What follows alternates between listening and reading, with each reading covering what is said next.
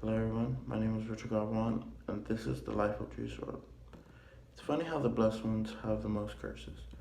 This is a lyric from one of Juice WRLD's songs called Wasted. It was pointed out in an article by Juma Nobert titled 70 Lyrics and Quotes to Remember Juice WRLD by. This would apply a lot in his life, as he was extremely talented but had vices. Gerard Anthony Higgins, aka Juice WRLD, was a rapper who impacted many people by learning about his musical gifts, establishing himself in the rap genre, and what he left behind for people to remember him by.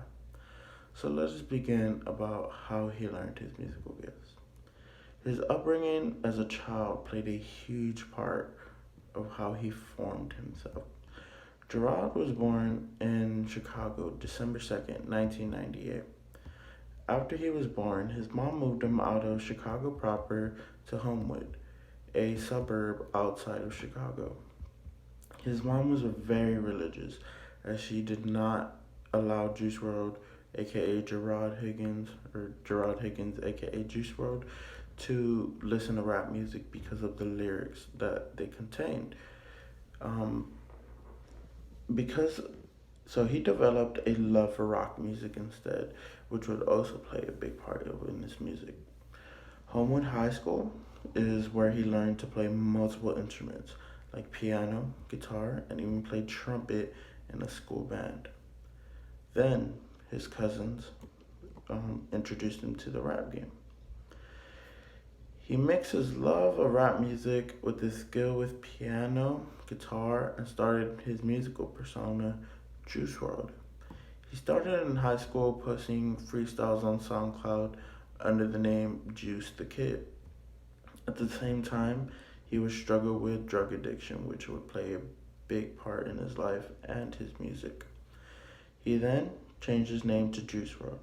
The reason being, Juice, Tupac's role in Juice, and obsessed with taking over the world.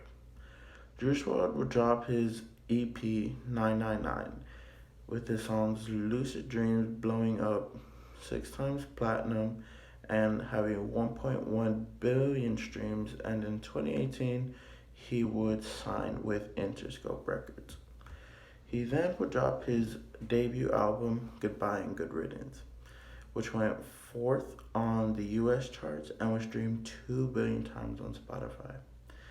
He was starting to make a name for himself as he appeared the first time on a late night show and had a feature in one of Travis Scott's songs on Astroworld. So he started to collaborate with bigger and bigger artists. He then dropped a collaborative album with Future called World on Drugs. He then came out with a sophomore album called Death Race for Love in 2019, which debuted at number 1 on Billboard 200 and was named top new artist in May. As a young star rapidly rose to stardom, he unfortunately met his demise. On December 8th, 2019, he was flying into Chicago's airport when the pilot noticed that him and his crew were carrying 2 guns and a large amount of narcotics. The cops were tracking the plane, so they knew where he was going to land and when he was going to land. He started to freak out, so he took a good number of narcotics so they wouldn't charge him for it. Walking through the airport, he started to have seizures and was taken to the hospital, but then was pronounced dead on December 8th, 2019, of an accidental overdose. A posthumous album called Legends Never Die was released on July 10th, 2020. It had the biggest debut week of 2020 with 517,000 album sales and has more than 2,000 unreleased songs, as well as a charity to help people dealing with drug addiction and depression.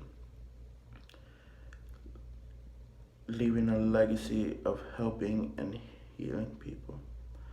Let's raise our hands, let's sing and dance. I know I'm here to save you. I know I'm here to save you. Let's raise our hands and sing and dance. I know my lyrics saved you. I know I helped you break through. This is a verse that he said because he knew he was helping people. He helped people by his lyrics dealing with heartbreak, anxiety, and drug addiction. This is why Gerard Higgins was a rapper who impacted many people by learning about his musical talents, establishing himself in the rap game, and leaving a legacy behind, and how we remembered him. Thank you. My name is Richard Galvan, and this has been The Life of Juice WRLD.